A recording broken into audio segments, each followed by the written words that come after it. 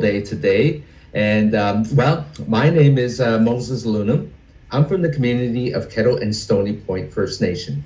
And I'm happy to be here today to come and share with you and engage in one of my favorite activities, and that is making some art. And also to come and share with you a little bit about culture and about a very important subject, and that is water. Yes, water. Very, very important subject. And so we're going to have a little bit of fun learning, and we're going to make this little painting that you see over my shoulder here so that we can share in the learning with others. Now, I've been a lifelong artist, and making art has been a very fun activity for me. And I've learned many, many things over the years.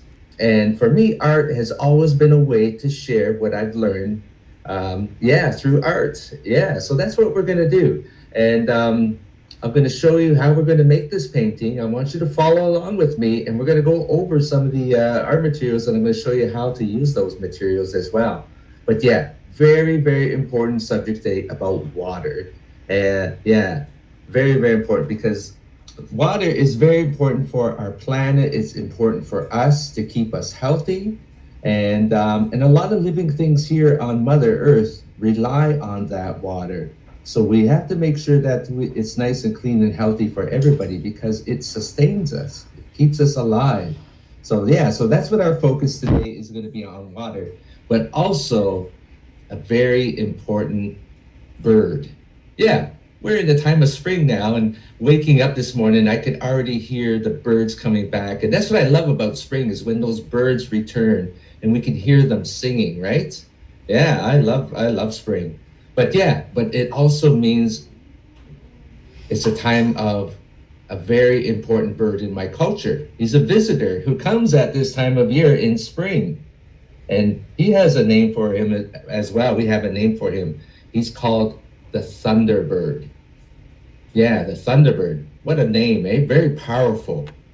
And yeah, this is the time of year that he comes, right in spring. So that's what I look forward to hearing or seeing, that Thunderbird. And he brings us something very, very important.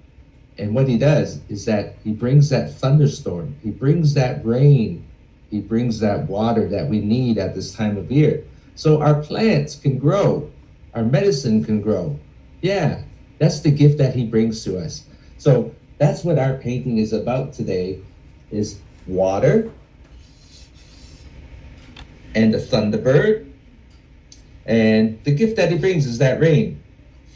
Yeah, it's a good painting for today. You know what? We are so lucky that we live in this area, and we are surrounded by big bodies of water. Those are called lakes. And I'm sure we all enjoy that water too. I know I do.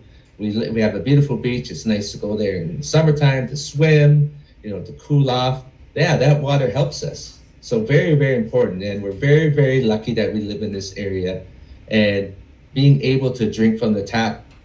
Yeah, we shouldn't take that for granted as well. So very, very thankful that we live in this area, these nice big bodies of water. All right, let's take a closer look at this painting, what we're going to create today. And like I said, I'm going to help you recreate this painting. So here, let's look at the bottom. Once again, our focus is on water here. So there we go. We have this is how I make the water. A lot of people make that water look like that, but I'm going to show you how to do that. And then, of course, once again, our Thunderbird, the one who brings us that rain, those thunderstorms. And of course, we can see that rain falling from this thunder cloud, right? Yeah, the cloud at the top. And then, of course, we have lightning, right? Lightning bolts. Yeah, very, very powerful. In my culture, they say that Thunderbird, he creates all that. He brings that rain and that thunder. And they say that when he to create that sound of thunder, it's him that's hitting the land, right, and creating that thunder sound. And then from the lightning, they say the lightning shoots from his eyes, which is pretty cool when we think about it. Wow. So that's a little bit about the Thunderbird. And in many of the First Nations communities, you will find that he's depicted this way with this type of drawing. So it's very recognizable when we walk into or go to different First Nations communities. You'll see him depicted this way. So that's what I want to share with you guys today. and talking about water and sharing the role that the Thunderbird does in my culture. All right, let's look at our art materials today that we're going to need for today's project. Let's start with our paint colors. And this paint that I'm using today is called acrylic paint.